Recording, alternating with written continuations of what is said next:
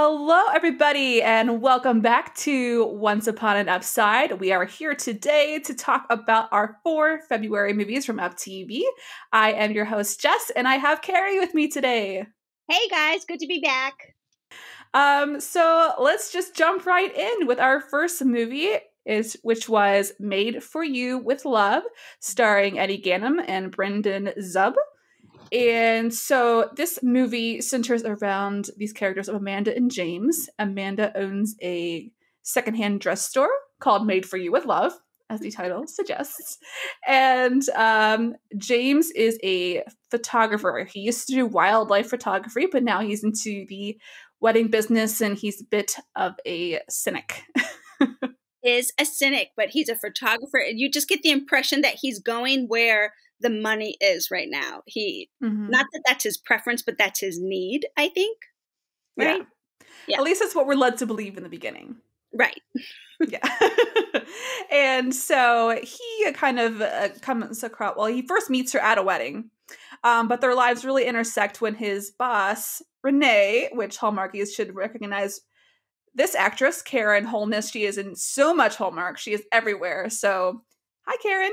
And aka Renee. The boss lady. She is the boss. She is the boss lady. And she's like, James, these photos, they're like stock photos. We could get these anywhere. We need something different, more unique, do better. It's basically what she tells him. Yes. And so he goes back to Amanda's shop to return her sketchbook. Yeah. Is basically what it is. Wedding. Mm-hmm. And then he, because of like what he sees from the book and her shop, he's like, you are like my next muse. you are this new project that I'm going to take on. And she's just not having it. They had a bad first interaction because he was very cynical and he basically insulted her work without knowing it, or her business, but the work she was in. And so she's like, nope, here's the door. Goodbye. She does not want him around at all. She wants no part of being his special project. I think she doesn't believe that he's in it for the right reasons, and she just has this real organic love for what she does, making these secondhand dresses, the dream dress that the client always wanted. And I mean, she just, her heart is on her sleeve, literally, in this movie. And he just comes in and she's like, no way. I don't want anything to do with you, which was a little, at the beginning, I didn't think that was a bad thing. And I didn't think it was wrong of him to kind of push that, except like it came to a point where it was like, dude, she doesn't want to work with you, Like, what? He was very pushy. He kept like waiting outside the door, like spying on her through the window. I was surprised at how resistant she was. It did surprise me a little bit because we had already known at that point she was having money problems. Like the rent was getting increased. And I'm like, I was a little surprised she didn't at least consider it before she's just like, no, get out of here. I know there's just something about, she just needed to warm up to the idea with the getting help from someone else to put her business back on the map or make more money or something. She didn't want it. She also has a friend who helps in the store. Yes. Okay. And is also getting married as well. So she's working on her dress too. Yes. So I like this friend. I like this friend a lot. I thought she was really fun. And I don't know. I thought she was kind of pushy in a good way. She wanted the best for Amanda here. And yeah. I have to disagree a little. In the beginning, I did not like this friend. I did warm up to her. I could not believe when she called Keith, the other guy that Amanda met at the wedding, and put it on speakerphone so the whole shop could hear her like getting a date with this guy. Like, Suyo was like, what? Right. I did warm up to her. Like by the end, I think she turned out to be a really good friend. At first, she just kind of like, it was a little off-putting to me. I was like, who would do that? That makes sense. I see it. There are times that I see things in movie friends that I think are hilarious that I would not want as a personal friend, Yeah. She may have been one of those for me where I'm like, oh, this is a great character. But would I want a friend to actually do that to me? Like, probably not. Yeah. But that leads us to our other character, Keith, so that she is kind of like seeing during a good chunk of the movie. I don't remember him very well. I guess he wasn't that memorable of a character. Keith, who was Keith? I actually do remember him because he, they had like this funny little interaction at the wedding, this meet cute type of thing Mm-hmm. that was kind of cute. And it, but this first date though is the one that set me off going, no, he's not good. He was a foodie. That's right. Remember? Yep. Yes. Yeah. Okay. It's coming back now. Yes. He's a foodie and he's like, oh, this is delicious. And she's like, is it? So they kind of just go on a couple dates and there's just nothing much there, but you can't blame her for the time that she did spend with him. That's how you get to know somebody, Mm-hmm.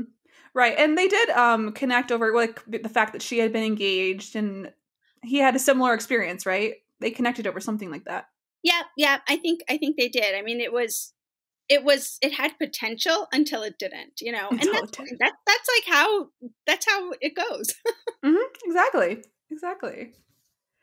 But yeah, so eventually Amanda does let James into the shop and they begin to work together and develop a friendship. And, she's working on all these dresses and he is assisting and also photographing. And there's a lot of shenanigans along the way. So many shenanigans, which actually just made me, like I wrote in my notes, I thought they had such a playful chemistry. It was really fun to watch them together.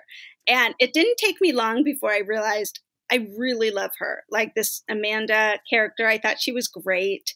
And then he comes in and he's super helpful. He was pushy at the beginning, but he was a really fun assistant for her and he believed in what she was doing. And they just had some really playful times together. And I was like, okay, I'm all about this. But they were just kind of their work together. They were trying to be more friends. Actually, they weren't even trying to be friends. That just happened, right? I mean, I think so. Yeah. Yeah. Because he was just there to do his job and she was there to hopefully try to save her business. Yes. But it seemed really natural. And I think that's why, I can't pinpoint a time when they really, wow, this could be more. Like it just seemed like a real natural progression of their relationship, which was fun to watch. Yeah, I definitely 100% agree about the chemistry because I didn't really like the first bit of this movie. I was like, I'm not going to like this movie. I didn't like either of the characters at first. And I am predisposed to hate wedding movies. I just don't like them. Right, so I'm like, this is not going to be good. But it improved significantly, like for me, as I began to watch. And I think a big selling point was their chemistry was so on point. Like they just worked so well together. And I'm like, this is working for me. Good. I'm glad to hear you say that because I thought the exact same thing. And he just was charming. So this Brendan Zub, I've seen as a secondary character in a handful of things, right? Like this, maybe it's just me, but this was my first exposure to him as a leading man. No, I think there was a Lifetime movie that he was in with Vanessa Lachey. I think I saw one like that. But this one, he rocked it, in my opinion. He really, really made this character someone that I wanted to root for. And he was just a good guy all around, I thought. Mm-hmm. Yeah, for sure. And what did you think about their kind of like conflict storyline that they had? Well, so hers was being the need for her rent went up in her business, right? And she needed, she had this money problems that she needed to figure out. He had this professional, like he needed to put more heart into his photos. So then they start working together. And so that was the initial conflict at the beginning of the movie. And then the conflict that they had at the end, I think was just kind of like, we've seen it before a little bit, like, she feels betrayed by him, like whatever he did with their professional work was not exactly what she thought he was going to do with the result of them working together. And so she feels betrayed. And I mean, was there more to it than that? That seemed to be the only... Yeah, well, yeah, that was about it. Yeah, I was thinking more the ending conflict. I liked how it was done. Because it didn't feel quite like so dramatic as it sometimes is, in that like you like I feel betrayed kind of scenario, because she had like legitimate ethical concerns Yes. about what like her, you know, work and the photos being used for other things. Like she mentioned like dresses that are made in sweatshops, and I was like, whoa, that was like a really big ethical concern that they brought up. And you know, she's like, I don't want the money, not like that. And I just Yeah. thought that was really nice, like real honest conversation, Yeah. really thinking about like not just like, oh, I don't want to be like this insta fame and like this is not with my brand, but like, more of a legitimate concern. So I thought that was a really nice touch. Yeah, that's true. I think that's true. And then the way he solved that problem just by like having, you know, all these donations of wedding dresses and stuff. He got the word out or something. All these women came coming in and dropping off their wedding dresses and for her. And somehow that solved the problem. And I'm not exactly sure how, but it was a really sweet gesture. Less inventory for her to buy. Well, it was kind of like a joint effort between him and the friend, because he put the photos online and then her friend Allie kind of did got the word out. So it was like a joint effort. But yeah. That's true. So he's like, you know, you help everyone else, but you don't want other people to help you. You know, like you've really got to open your heart to that. We want to help you. We love you type of thing. And I thought that was sweet. Yeah. That was sweet.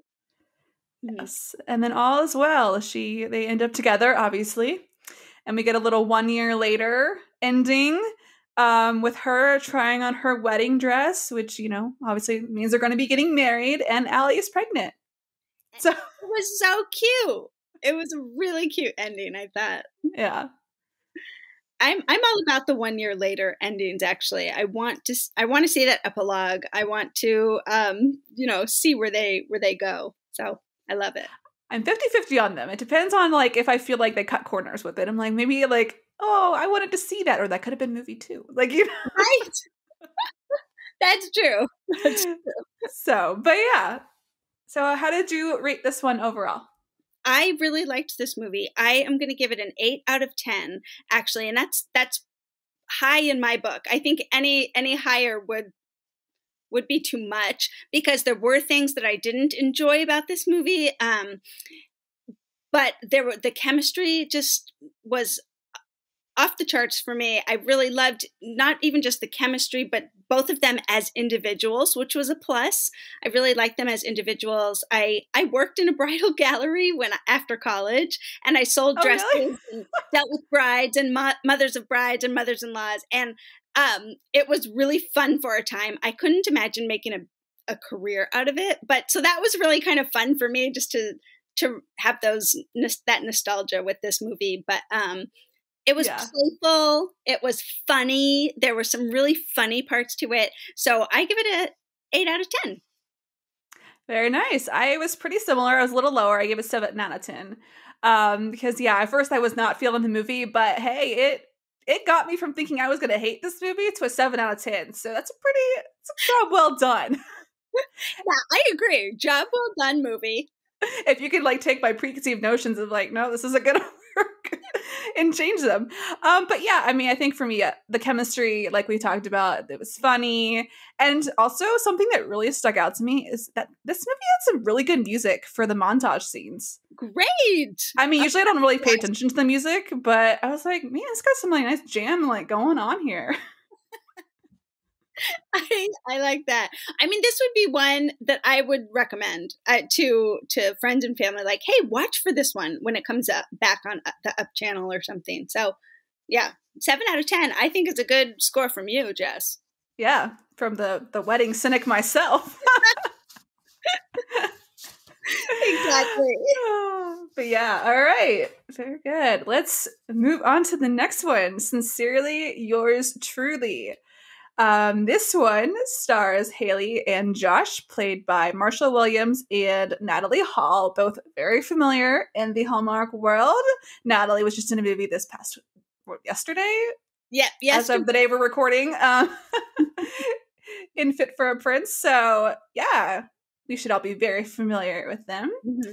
But these two characters, they both have their own nonprofits. Haley's is called Growing Out. It's about helping inner city kids like appreciate growing and nature and that sort of farm to table sort of thing. And Josh is all about the technology. He wants to teach these kids how to code and, really utilize their tech skills and their tech knowledge. And so they have a odd meet cute, in my opinion, where they meet because they both are trying to buy the same type of jam, boysenberry and rhubarb, because they are both trying to sway the opinion of this nonprofit person who's giving out a big grant.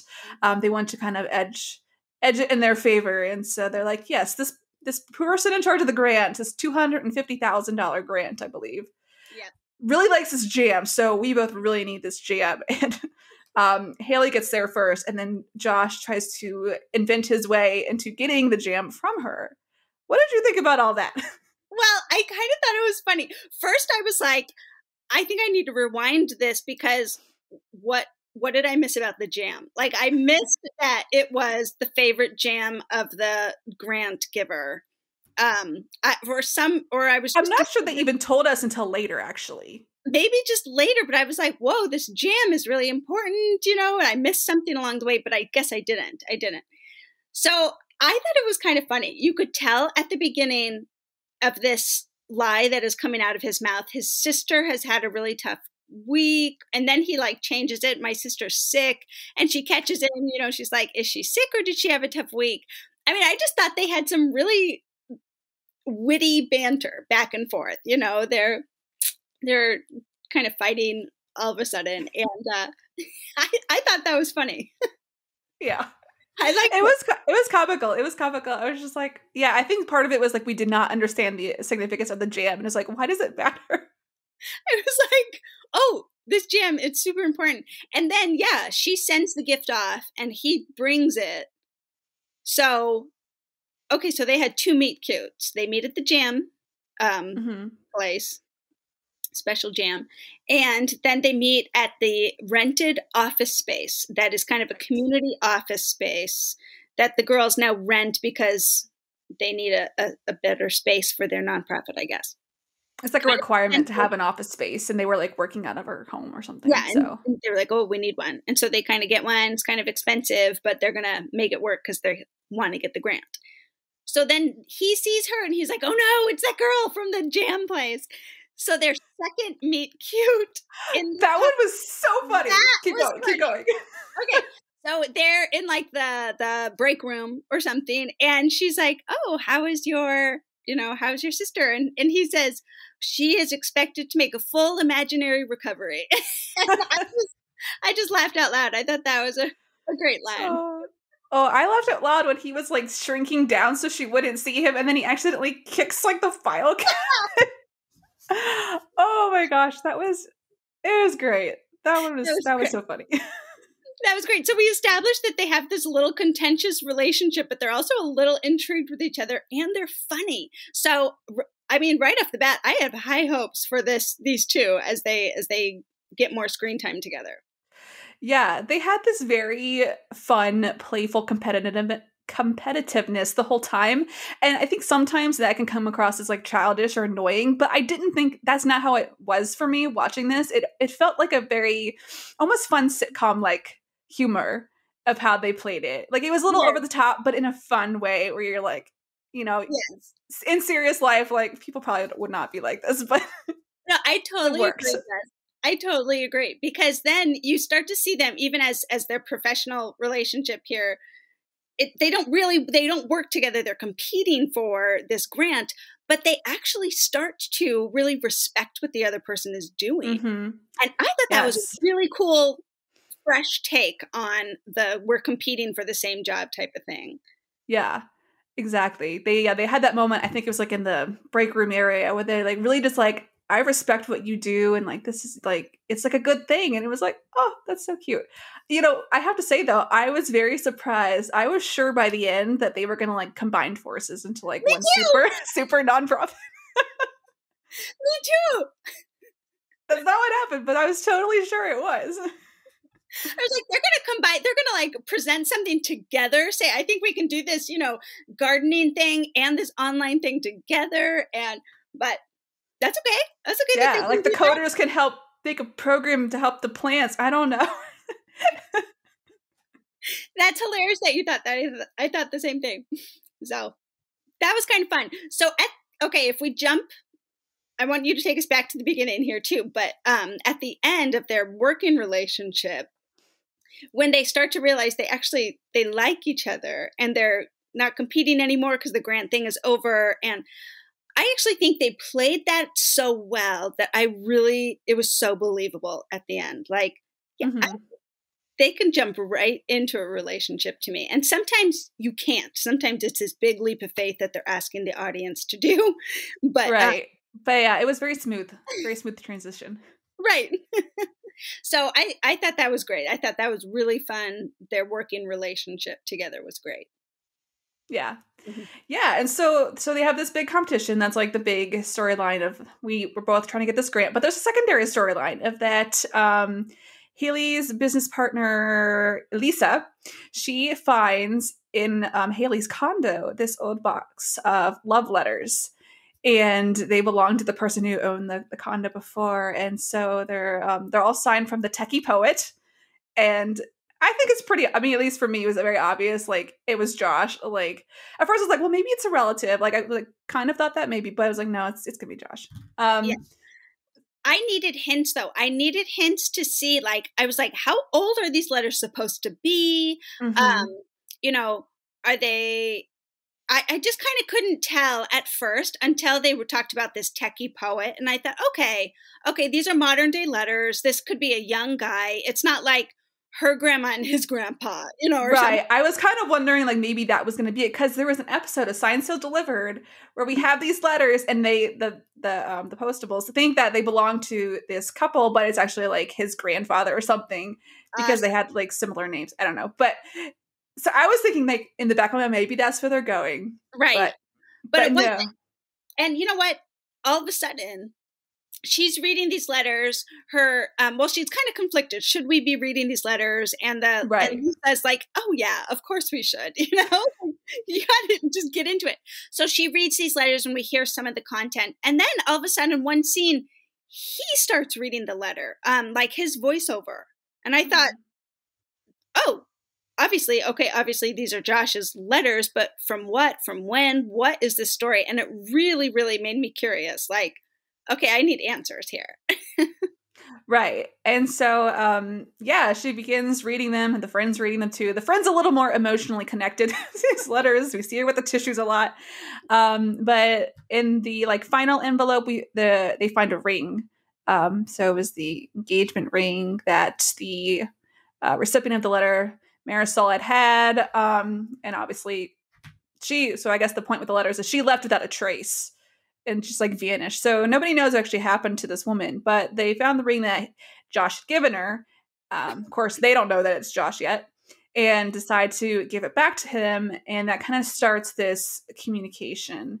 And so Elisa, being the clever friend, just really is the one who kind of initiates this. But by the end, it's Haley and Josh who are communicating with each other via online, very 2020. Yeah.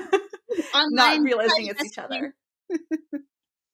And wait, okay, tell me how Lisa first initiated contact with him and said, how did they say that we have your ring? So, well, actually, I guess it was Haley. Haley wrote the letter saying, do you want the ring? But Elisa, she's the one who found the Twitter and started the Twitter conversation. That's right. So it was letters, but then it did move to online, solely online. And they called each other their secret friend and started to talk about more than just the letters and the ring. And yeah, this movie was to me, it's like Deliver by Christmas meets Letters to Juliet. Yes. That is this movie to me. Exactly. And you and I had talked before, I am a huge sucker for these type of movies where we're writing and you don't know who you are. And yeah, obviously it's someone that you have a contentious relationship with in real life. And so the way that they did this one, I thought was charming. I thought it was so nice and so fun that, yeah, knew there was conflict coming, and you knew probably what it was going to be, but just the development of the online relationship and the in real life relationship was really well done. Mm-hmm. Yeah, for sure. And they never actually meet because of their online personalities. They sort of decide we're not, like, we've had this conversation, but we're interested in other people, which happens to be the same person, but it's, whatever. So I actually think that was a nice touch that they realized that, no, like, it's this person that I know in real life, not like, Yes. because, online personalities, you can seem a little fake or whatever, but like, they liked each other for the true sense, even after all this conflict and competition. They did, and they had both had fun conversations with like a good friend and about it, and kind of like, oh wow, this happened, and both of their friends were like, so you find out it's the same person, like how awesome is that? And they're like, oh, I guess so. He said that, he was like, yeah, I guess that is pretty awesome. And then she was saying, oh, techie poet, he dumped me, or he doesn't want to talk anymore because he's into somebody else. And her friend's like, well, so are you. And she's like, oh yeah, you're right, I guess I am. So they smooth past that. Yeah, so that was all good. But so then they he realizes who she is when he walks her to her condo, and he realizes, hey, this is Marisol's old condo. And she realizes when Lucy refers to him as techie poet. She drops the techie poet line. And that's when they make that connection. And then they meet, and they're like, yes, we want to pursue this relationship with one another. And I gotta say, I loved her dress at the end. That red dress was so pretty. I wrote that down too. I'm like, great wardrobe. Like, it was so springy. But then this dress at the end, this beautiful red dress was so cute. Yes. Okay, can we go back to one thing that I have? I wondered if you could clarify for me. Sure. So she says, when she doesn't know, she writes this letter and says, hey, I want you to know I found a box of letters in my condo, my new condo. I also found this gift that you gave to somebody if you'd want it back. And then he figures out it's probably my grandmother's ring, all this stuff. Didn't he at that point realize or know that this is the condo? Like, he could have gone there to the condo and seen who this was. But he never did. I think he had such a negative association because of how she left. That's why it was just too painful for him. True. To go back. Because he even mentioned, like, when he walked her to her condo, it wasn't so much him, I don't think, realizing who she was. He freaked out partially because, like, she lived there in his old fiance's house or condo. You are right. You're right. So his relationship with Marisol was they dated for 3 years, got engaged, and then she just disappears on him, just ghosts him, leaves. Her family is even like, we're so sorry. We don't know really what's going on with her. And so he is just totally brokenhearted, totally. Mm-hmm. So what I gather, it's about a year or so later is when these letters come back and the ring is found again. And then she shows up. Marisol. Yes, we need to talk about that. Oh my gosh. What did you think about that? Well, she just shows up and says the reasoning behind her disappearance because she needed to travel, and she wouldn't, be able to do that with her family and whatever, which is not an unvalid thing. I didn't have a problem with it. That was her reasoning. She wanted to travel or whatever. It was that she didn't think she should tell him, like, hey, this is what I need to do. Like, if you want to travel before, starting a family or whatever, that's okay. That's fine. But at least tell your fiance She was so in her head about that. She thought that she knew exactly what he would say. He was ready for the kids and the family. She wasn't. So she just freaks out and she leaves. Then she comes back, and you kind of don't know why she's back, except that she makes it clear she thinks they can pick back up where they left off. Yeah. She was expecting it just to go right as they were. And like, what is wrong with you, woman?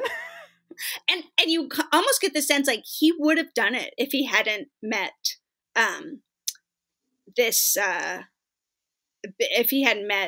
Haley. Don't you think? I think so, because I think she was a big part of him in like gaining some closure, you know, and moving on. Yeah. And by the time he had moved on, and he was just like, it's not worth it. Right. Bye, girl. I was so happy to hear him say, it's not the sign you think it is. You know, yes, we found this ring, but it's not the sign you think. Yeah. Yeah. And I was really glad that wasn't a conflict for the movie, that he like got back together, and then he messaged her like, oh, sorry, Marisol's back and we're together again. Like, I was so glad they did not go that direction, because I think it really killed it a little bit. I know. Me too. So, but yeah, Marisol was just a little crazy for thinking that things did not have changed after she ghosted him. No. For a reason, but was not even telling him. Without even telling him, yeah. That she was gonna leave. I mean, he could have thought she was like dead. I know. Or like, how did they? I don't know. I didn't even. Yeah, their grandmother's ring. She didn't even return. Anyway, she really, really lost out on that, and too bad for Marisol. But he came a long way, which was nice. Mm-hmm. Yes. All right. So rating time. How did you rate this movie? I gave it a 9 out of 10. I really, really liked it. I liked it. I thought I liked the first one, Made for You with Love. And then this one came along and I was like, oh my gosh, this one is so great too. First of all, I love Natalie Hall. I think that she is just precious in everything she does. Marshall Williams, this was the best I've ever seen him. Honestly, I felt like he was fun and natural. He was funny. He usually is a little stiff sometimes to me, but in this one, he just, I don't know. He said the right things. He did the right things. He was good. The conflict was something that they talked through. They actually talked through and didn't rush the ending. I didn't feel like, so I appreciated that. He ends up winning the grant, of course, but he also gets a little money on the side too. And it was beautiful. Like you said, the wardrobe was beautiful. The setting was beautiful. They had fun jobs. I liked it so much. 9 out of 10. What about you? I gave it 8.5 out of 10. So very close, very close. Okay. Yes, I really enjoyed this movie too. Like, it was, their chemistry was so good. It was just so funny. Yeah. And I didn't really think this was another one. I didn't think I was going to like it. But this one, it was never, like the last one, I definitely didn't like it when I first started. And then I liked it. This one, I just didn't think I would because of the love letter angle. That for me is just like not a storyline that usually interests me. But I thought they did it really well. And it totally worked for me. The nonprofit storyline, I think, didn't interest me as much. No. But again, the humor and the chemistry made up for it. So 8.5 out of 10. Good one. Recommend. A total winner in my book. Yeah, good. We'd like to take a second and thank our sponsor for this episode of the podcast. From Amazon best-selling author Esther Hatch comes a fresh and fun Victorian-era rom-com, Manor for Sale, Baron Included. Lord Farnsworth would rather rot in debtor's prison than sell the one place that feels like home to him, his mother's manor. That is, until he meets the charming woman who wants to buy it. Suddenly his plans become clear. Sell her the home and then woo her to the altar. What could possibly go wrong? If you enjoy your historical romance sweet and clean with a large dose of humor, Hatch weaves the perfect story for you. See why readers are saying, quote, from the first page, this book had me grinning from ear to ear. Esther's beautiful writing style and lovable characters make you fall in love instantly and invest yourself in the story until the very end. Manor for Sale, Baron Included is available on Amazon in paperback and Kindle, also available in Kindle Unlimited. So check out the new novel, Manor for Sale, Baron Included. And we had an episode of our podcast with Esther where we dove more into the book. So you should definitely check that out as well. It's a really fun, dishy read. Moving right along to the dating list. This one stars Natalie Dreyfus and Andrew Dunbar. And they play Abby and Dan. And Abby is in the editing business. She wants to become a junior editor at this kind of prestigious company. And basically the boss says you need a recommendation from a senior editor, otherwise it's no-go. And but things change when this boss, what's her first name? Susan, thank you. Susan Danvers is in need. She has decided it is time to look for love. But she is a busy woman. She has a very successful business, and so she needs an assistant to help her go through her matches online. And she has quite a few of them. That it was like 3,000 or something crazy. 3,000 matches, which is unheard of, I would think. I'm pretty sure that is like not even possible. 3,000. I mean, you have to be so undiscriminate or undiscriminatory. I would like a man age 20 to 60, and then you get 3,000 matches. She had no system to weed them out, which was so weird. Because she has so many things. She has so many requirements. Oh, no wonder she was overwhelmed. So Abby miraculously narrows them down to six men.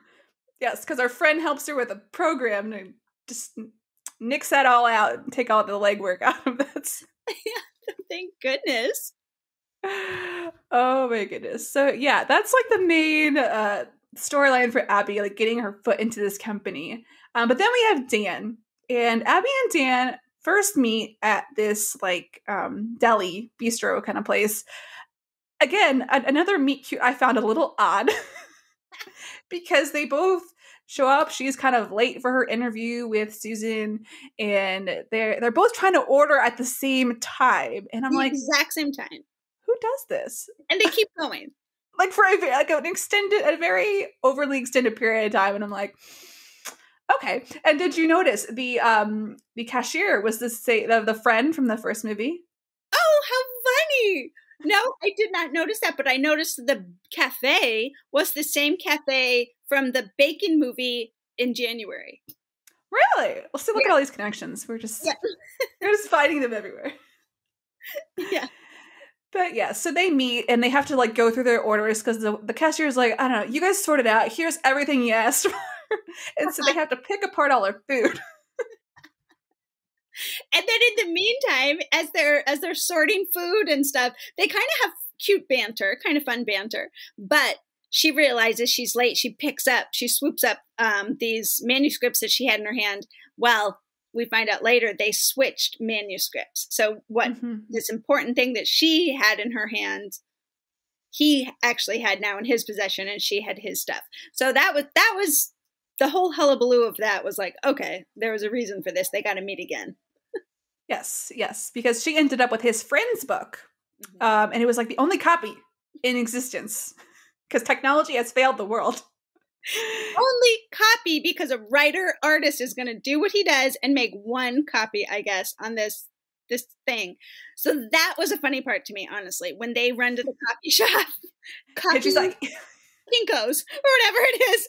They run there, and she obsessively makes all of these copies, backs up, the copies, I guess, on this little drive. Hard copies, CDs, flash drives. It's on the cloud.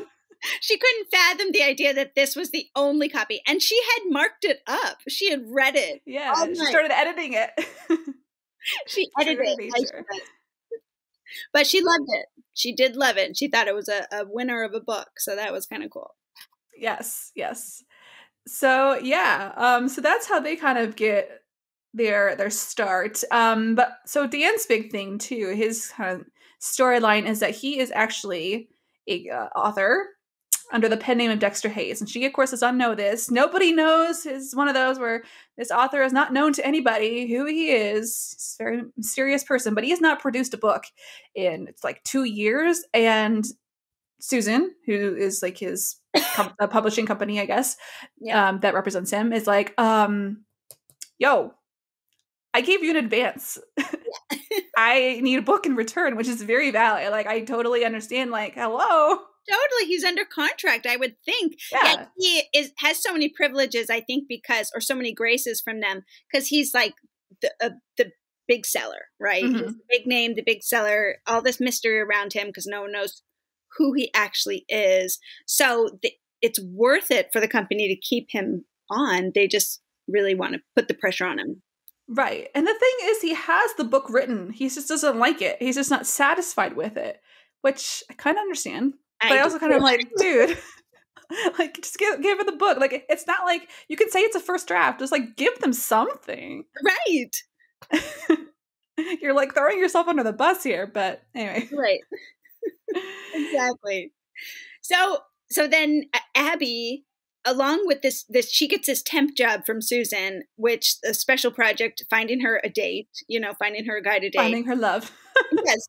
And then the Susan just kind of throws it out there like, hey, you have one chance, one book that you want to, pitch and kind of give us this taste of who you are as a editor. And maybe we'll consider you for junior editor. So she then wants to pitch this friend's book, Greg Cooper. Right, Greg Cooper. She reads the book on accident, and then she gets back in touch with Dan, and wants to start working with Greg Cooper as this editor. I love how they kept saying, "Wait, what did he say? Junior editor, almost, or something like that." Yeah. There was a way that I'm a junior editor, almost, almost. Like they kept saying this specific type. That's the selling point here. Yeah. almost, which was really cute. But what did you think of their chemistry? I don't know. I thought it had its moments. I think it was hurt a little bit because she would always pull back whenever he like tried to advance a little bit. Literally pull back from a kiss. That was so awkward. I know, she did that twice actually, which is very valid because she realizes as she's met him, he meets Susan's criteria, but she also realizes that he has met her criteria because she made a list in the beginning of her criteria. So I think that kind of hurt it because she was just this whole time is trying to set him up for someone else, even though it's very obvious from the beginning that Susan connects with Greg, not with Dan. I see. I liked those obvious moments that they connected because I did think they had chemistry in those moments. They're walking and talking and asking each other questions, and he takes her to this. They find out they both have this reading nook. All of these yes, that he checks off whatever Susan wants. She realizes that's actually something that she likes too, So I do think they had chemistry in those moments. I thought it was really cute the way they interacted. But oh my gosh. Yes. And I have to say, quick pause. Greg is played by Nathan Witt, I think is his last name is pronounced. Known in Hallmark. I love him. He needs his own movie. So he does. You know what? He was you know who he was in My Best Friend's Bouquet this fall. Mm-hmm. Yes, he was. So he needs more. He needs more of these movies. So he did a good job. Yeah, I loved him in this movie. I thought he was really, really good. He was fun as the friend. Yeah. And kudos for wanting to date Susan because she was quite the interesting character as well. And had a lot of criteria. I really liked her. I didn't like her storyline necessarily. It wasn't like why I would watch the movie, but I thought it was sweet how she went from this, Devil Wears Prada type boss almost to a genuine friend, and she changes throughout the movie and she loosens up, and Greg's not what she thought she wants, but it's what she needs, and I thought she had a nice character development. She did, but for me it felt almost too inconsistent. Because we didn't really see it. Like, we are led to believe it's because of Greg that she's kind of softening, but we don't really see it as much because they're not the focus of the story. And so it felt almost inconsistent to me. It felt like a switch flipped. And it was like, oh, okay, now you are besties with Abby and you just chat in the bathroom stall together. It was so weird. I'm like, wow, this woman's really close to her boss. Like, let's go in the bathroom together. Talk about love. Girl time in the bathroom. Yeah. Also, that like mix up or the misunderstanding with who Susan actually was into. She was into Greg, and Abby thought she was into Daniel. And I'm like, just say the name. Say the name. I like Greg, or oh, how's it going with Daniel? You know, like clarify it and just say the name and we can like breeze through all of this awkwardness and just get on with it. Yeah. Yeah. If only. That would be too easy though, so. It would have been way too easy. Would have been way too easy. But we're jumping a little ahead. I jumped a little ahead. I want to go back to when I think one of the best scenes of this movie for me was when he had her read the portion of his book. And she is like, no, stop. I can't do this while you're watching me. Because he's just like, I need to know what you think. Because he really respects her at that point. He sees what she can do. He knows her taste with Greg's book and everything. And he's starting to really, really like her as a person. So personally, he wants her opinion. And I loved that too. I love that you brought that up. I thought that was so cute how she runs out of the room and says, give me the rest of those chapters right now. And he's like, wait, did you like it? Did you not? And she's like, just give them to me, you know. Yes. All night, and their kiss after that, after she reads it, and yeah, like, oh, I'm so glad, and he like just swoops her up and he kisses very her. Spontaneous. I'm so spontaneous. I think I gasped out loud. I think I was like, oh. I literally wrote in my notes, whoa, didn't see that coming. Exactly. It was cute. It was a really fun kiss, a fun way to do that. But and then she runs away. And it's awkward. Oh my goodness. So he had been trying to kiss her for a while. I mean, he'd been thinking about kissing her for a while. So this just was, he was ready for it, but she wasn't. So that was kind of because he's the one for Susan, clearly. Right. They had nothing. Yeah, they didn't even want to be together. They like always. I know. Each other.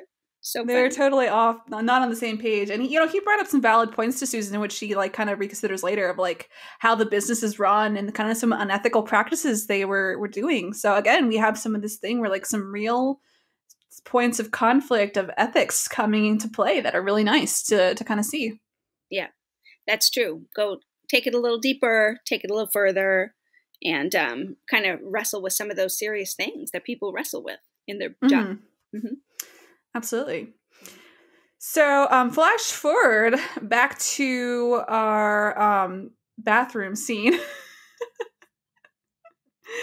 After Susan leaves, it just so happens that Beatrice was in the stall next to them and heard everything. And she's been very jealous throughout this whole movie. She wants to be junior editor. Abby has gotten it seemingly out of nowhere. And then she realizes from this conversation it's a special project of finding her perfect love match from the dating site. And so she's like, oh no, I can't let you do that to him. And she like puts I don't even remember what it was that she put in the handle, but basically blocks her into the stall. Blocks her into the stall, which I guess it went all the way down because I'm like, I know you're in a public bathroom, but you got to shimmy under that door. So I guess just think crawl under, right? She couldn't. I guess she couldn't. So she goes over the top. Which seems harder to do. Way harder. Because the toilet is in the back. So how do you get over the stall? Like you have to climb on something. I don't know. Maybe it was and it was like the big stall. It was like the handicap stall, right? Because they could both fit in there. It was. So there was like nothing to climb on. Okay, so here's my question though. So as she's struggling in the bathroom, in the stall, she's struggling, she's pounding, she can't get out. Beatrice goes and tells Daniel what? Like, I really didn't know. Like, what was she telling him and why did he care so much? Beatrice didn't know that Abby knew he was Dexter. That was a secret still. So what did Beatrice go tell him? She was just telling him that, like, that Abby had been, like, basically priming him, or I don't know, priming him, but, like, setting him up to be Susan's, like, date, I guess. I don't know, which I will, like, I think I see, like, where we're going with this. I don't quite understand the conflict either because I guess I didn't see it the way he saw it. He's like, you used me to get ahead, but I never really saw it that that's what she was trying to do. Right. I mean, I can kind of see it when I think about it from his point of view, like, okay, yeah, like she was going to get this promotion if she was successful, but like she just was finding someone to meet her boss's criteria. Like, it wasn't the way he made it sound, I guess. No, it wasn't. And honestly, it kind of just made her hopes and dreams and aspirations vocationally, it made those like villainous. And I was like, that's not really a bad thing, actually. For her. I mean, to stomp on people along the way, sure, but I don't think she was necessarily doing that. She had this thing where she said, he's like, you lied to me. And she kept a couple times, she said, well, you lied too, like you lied. Right. You didn't tell me who you were. And I got the desperation of that from her because I was feeling that same thing. Like, she's not really the villain here. I don't know. Yeah, the conflict. She's really not. Right. And then he just kind of gets really childish and he's like, don't talk to me. And I was like, okay. All right. Okay. Are we five? Giving you the silent treatment. I know. I was a little put off by how they handled that conflict at the end, honestly. I will agree. I didn't love that, but yeah, I guess it helped that they didn't turn right around and run to each other's arms. They did. They gave us a few. They put us off a little bit with a 1 month later. Right. Year later, like they really kind of put us off. They did an interesting ending with that for sure. Because we first see Abby and Susan both quit and they start their own company, which was really sweet. That was really sweet, I thought. I liked that. But, Beatrice got her happy ending somewhere else. The two of these women like kind of go forward and realize they don't want to be as ruthless as this other publishing company made them be, and they had a choice here professionally, and so I liked that. I thought that was nice. Right. Oh, and Abby and Dan did have one meetup before like the 1 month and the 1 year later that Greg set up. Remind me. Oh yeah. I don't remember exactly what he said, but I know she called him out for leaving. She's like she said something about like the second, some things got hard, you ran, and that's not okay. And I was like, yeah, you go, girl, you tell him. That is great. That's a great point, Jess. I was like, this is a good conversation. She's really putting words to what she's feeling, and I respected that a lot. My daughter was sitting here watching it with me. She's 12.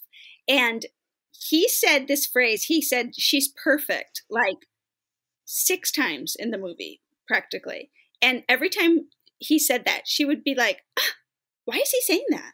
Why is nobody's perfect. Like she got mad that he kept saying she's perfect. She's perfect. So that scene that you just described at the coffee shop where she's like, the minute something goes wrong, you run away, my daughter was like, yeah, this is good. Like that's exactly what he did. And this is real. Yeah, this is totally real. But she, of course, she's like, she shouldn't forgive him. And I was like, no, she has to forgive him or else she'd be just like him, and doing what he did. Right. But the thing though is when they did the 1 year later, I felt like she just accepted him very quickly. Like, oh yeah, let's start a relationship. I'm good to go. I'm like, I think I'd have a little more caution. Not that she shouldn't forgive him, but I'd be a little more cautious and like, oh yes, please come into my arms now. You're right. That was pretty quick. Like it was a month had gone by. I guess they hadn't talked maybe or something, but now he comes and he understands it. He does say like, and also, why did it take you a month to apologize? Right.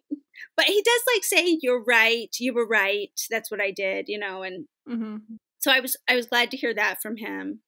But it was a funny little ending there. I wasn't too hyped up about that, but that's okay. And then they have the 1 year later with Greg's book coming out, him and Susan are together, Abby and Dan are together, and everything ends just perfectly. Just perfectly. Susan is pregnant, and Dexter Hayes is writing under their label, and it all wraps up nice and tight. Yes, with a bow. All right. I think it's time for the ratings. Great. Well, I would give this a 6.5 out of 10 because I liked her character, actually. I liked how ambitious she was. She was really smart. She was confident, and she was a good editor, I think. And, she just played that role really well, I thought. And sometimes her ambition got her in trouble, as we saw, that was what the conflict was. But I would like to see her in another movie.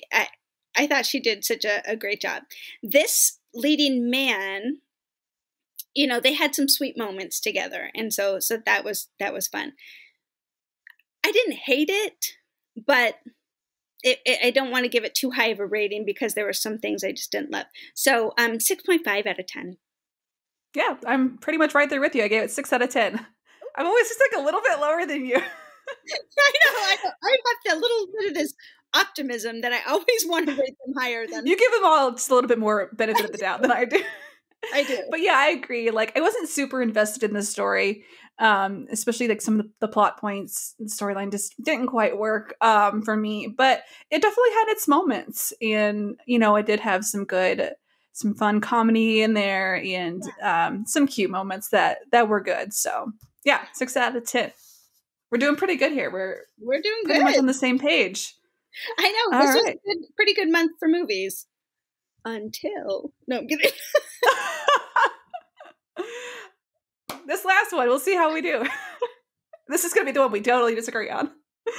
Hint of Love with Debs Howard and Dennis Andres. And so Hallmarkies, you will recognize Debs Howard from quite a bit of Hallmark. Most recently, Terminal Descent of the Crossword Mysteries. And Dennis Andres should also be very, very familiar because he was just in Uptv movie last month, Blueprint to the Heart. Mm-hmm. So yes, they're very familiar. And they play Becky and Will, and they are both in the food scene. She is quite the uppity, sort of pretentious food personality of all the, it needs to be high end, everything's super high quality and completely inaccessible to the normal population. Yeah, basically they describe that she edits cookbooks, like coffee table cookbooks, like ones that are just beautiful, beautiful, beautiful. But who really makes the food, Right, exactly. And he's a single dad. And so he has a TV show and he's also done a cookbook and he's looking to do a second. And he wants to make food that's accessible for families, especially single parents who don't have time to spend an hour prepping things or might not have the money to buy the highest quality food out there. So he's all about the convenience and the accessibility. And there, again, another very interesting meet cute. I feel like all these had meet cutes that were quite interesting. So she knows who he is. He doesn't really know anything about her, but she knows him from TV. She is very clear that she thinks he's mediocre. To she her uses his friend or something. She uses his cookbook as an example to show other clients, like, we're not doing this. Like, that's why this is what you don't want to do. Right. So she doesn't like him, for sure.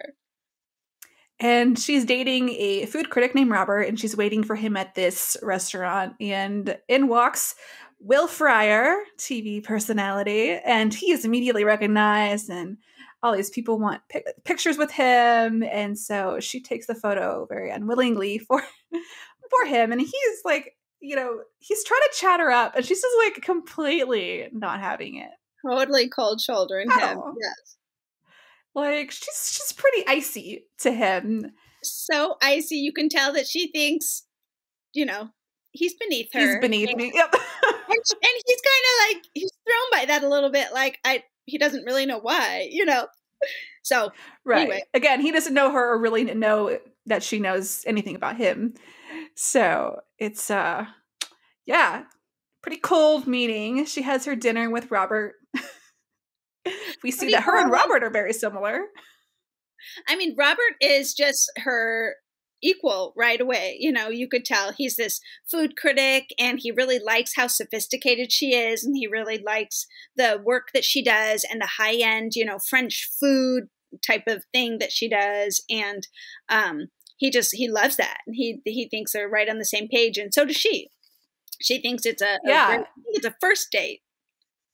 Yes, I believe so. Yeah. And I don't know how you felt about them two together, but like in that first like dinner date they had, I was like, these two actually seem good together. I didn't really care for either one of them because I'm like, they are really snobby. But I'm like, y'all can be snobby together, I guess, because you and he like remembered the thing about her, like she loved mac and cheese, and so he got her gourmet mac and cheese with Gruyere and everything. And, You're right. Okay, I did like them together, but you know, she had this subtle change throughout the whole movie, and she kind of realized she remembered who she was, I guess.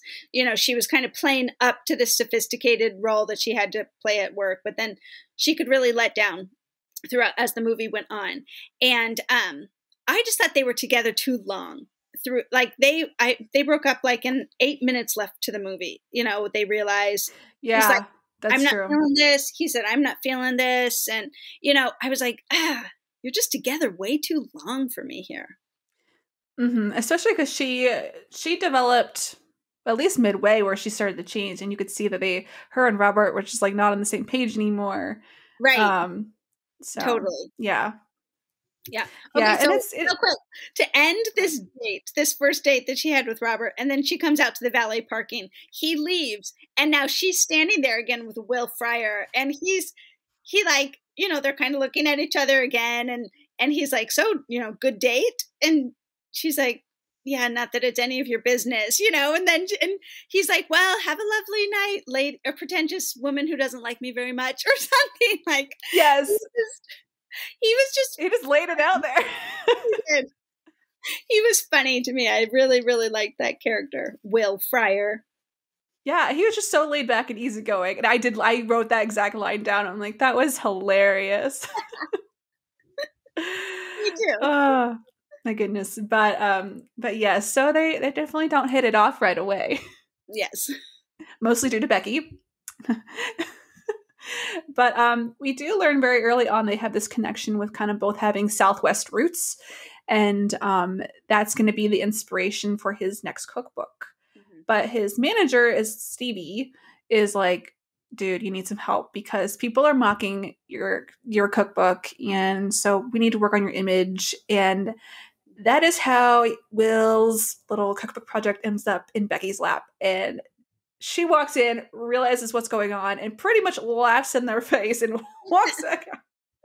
But she's pretty much forced to do this by her company in order to get a promotion. Like they really, yes. They're like kind of hold that over her head, you know, do this or not, you know, but the promotion is on it, you know, so she really kind of has to stick it out and see if they have any common ground and really try to work with him here.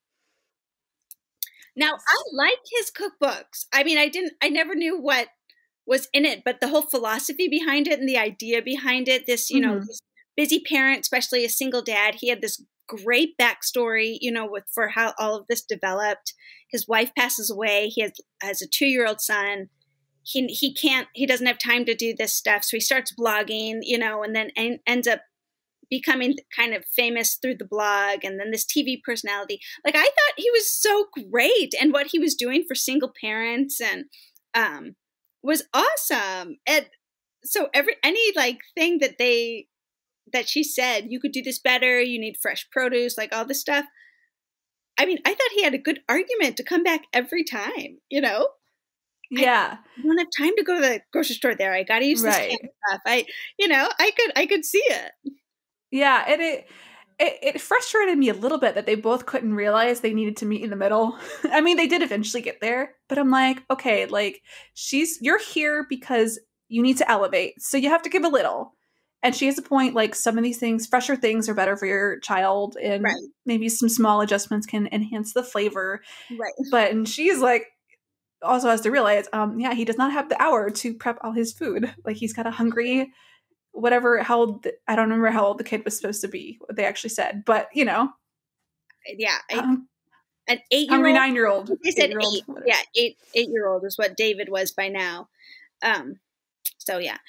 I think that the process of a movie like this with the, you know, they have the whole book thing, the whole development of the food thing. They're talking about the process and the recipes and the people, like, and that did drag on for me a little bit in this movie. Mm-hmm.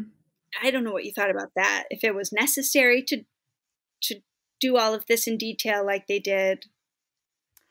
I will agree. Like, there was something missing for sure. And when I finished the movie, I couldn't even quite put a finger on what it was that I felt was missing.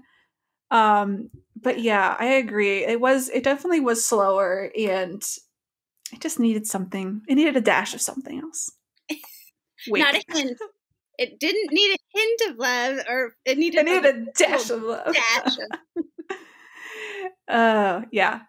I'd be curious to see what other people thought about this movie too, because, on paper, I think that it's just that cookie cutter script, you could really love it or take it or leave it and stuff. But it's one of those movies where I think either some people maybe really didn't love it, or they could have thought it was so great or so sweet. And so I'd be curious to see what other people think, but it wasn't my favorite. Yeah, I agree. I didn't quite feel their chemistry, and I don't know if that is more because we just saw him in January, and he and I forget her name, but whoever played the female lead, their chemistry was so good. It was and then so good. I didn't feel like this quite was at that level, and so maybe that was like why it felt kind of like a little bit of disappointment. Plus, they had quite a few scenes where they were just like, they do that little stare thing, like, oh, we're feeling the spark of electricity. But they dragged a little too long, and I'm like, this is like a lot of awkward staring. It felt awkward. I'm like, this doesn't feel good as a viewer.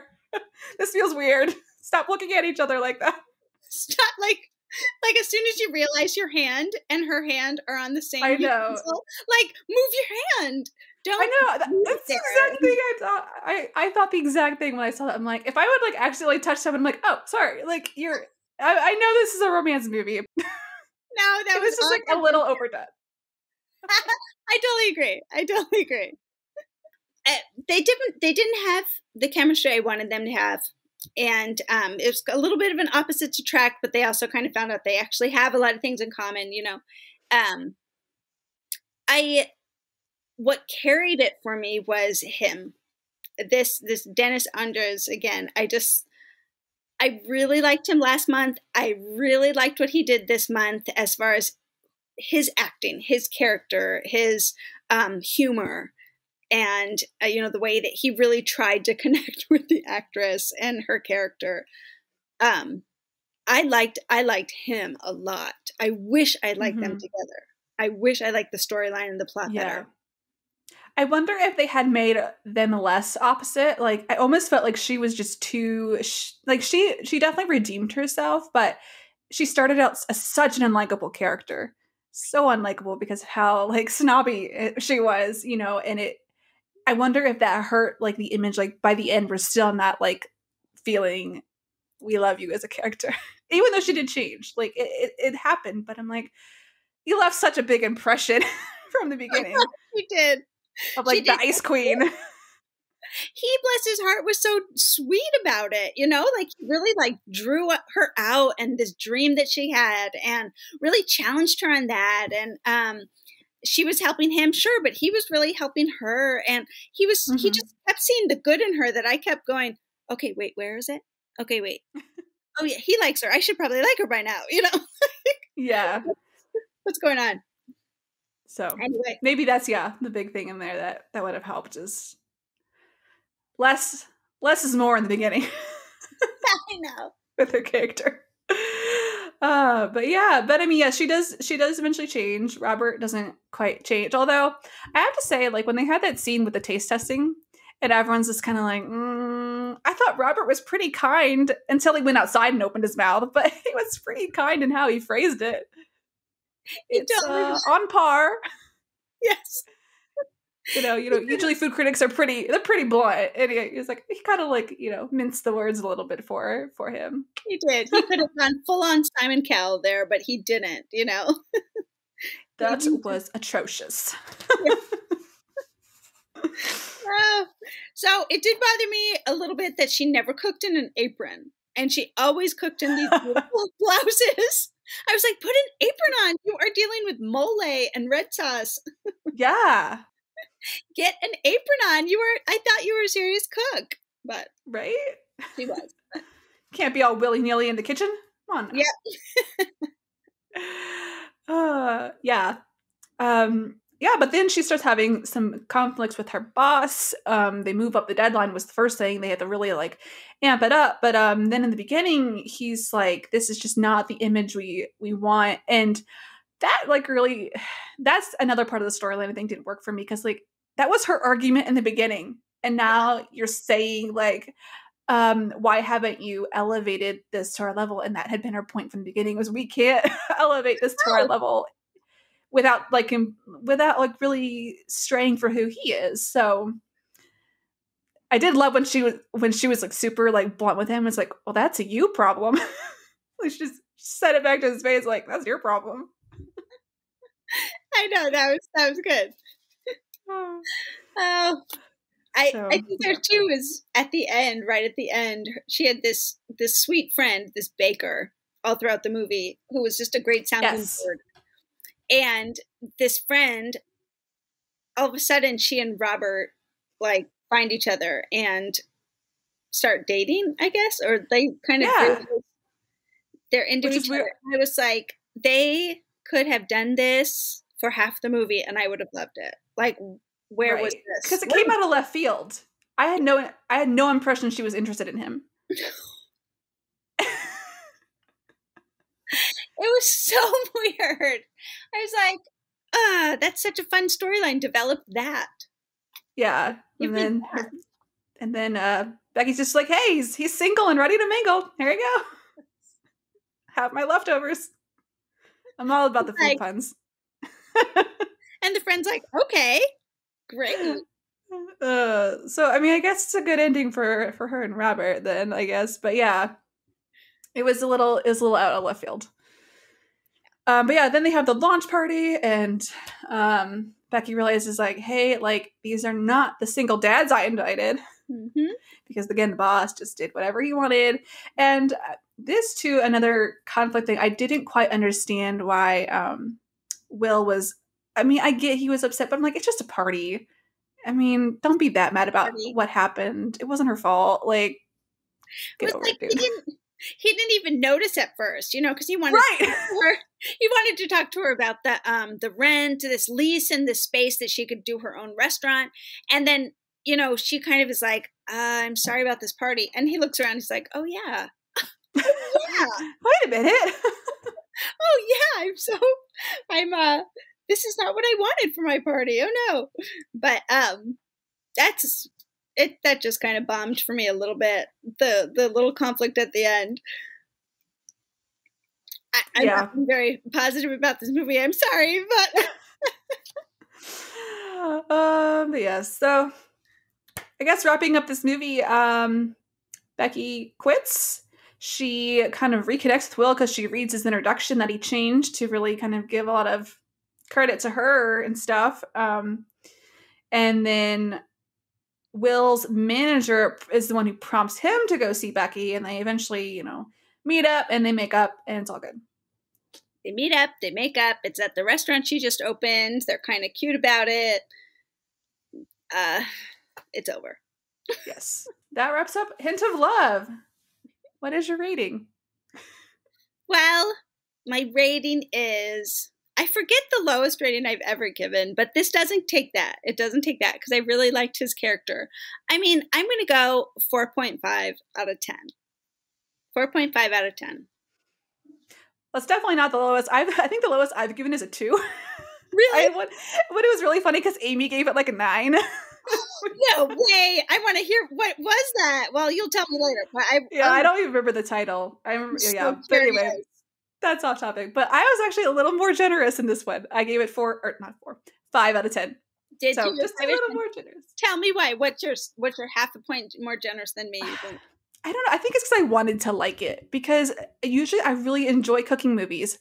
Like one of my favorite movies of all time is well, I say it's my favorite and then I can't remember the title, so that's great. Oh, no reservations. I haven't seen it in a while. With Catherine Zeta-Jones. I love that movie. Yes. Minus the awkward makeout scene, but anyway. It can't be perfect. It can't be perfect. We could just cut that out. It'd be great. But cooking shows, they usually work for me. I really do genuinely like them. But this one was slow, and they had some good banter. I think that helped too. They did have some good like banter moments, but kind of like what we talked about. It was a bit more of a miss. Yeah. It just needed the story needed some work, and the characters just didn't quite go together. No, and they almost did. They had scenes where they almost did. There was this one cute scene of hopscotch with the son David and then Becky and Will, and that was a really fun scene. You could see her loosen up. He gives her a challenge, like, you should do this. She's like, no, I'm in heels. And he says, okay, boring Becky. And I laughed out loud. I thought that was so cute, so funny. She's like, I'm not boring. And then she does it. I love that one little scene, but it's like, that was all they gave us, Yeah, like it definitely wasn't a horrible movie. Like I'll say that. It wasn't horrible. It didn't quite go there. And I agree with like, they just didn't give us enough. And I wonder too, maybe if they had utilized the son David a little more outside of just being a taste tester, right? Like some cute like family moments, like, right? He was really just there to taste the food and to yell dad to interrupt their conversations. So maybe they had used him a little differently. We could have had some more moments too. Yeah. 5 out of 10 for you. That's great. So, but yeah, we were pretty much together on our ratings the whole time there. So we were. Very good. Very good. Well, all right, everyone. That concludes this month's recap of all the February movies. Be sure to be following us on Twitter and Instagram at OUAUPSIDE. And Kari, where can people find you?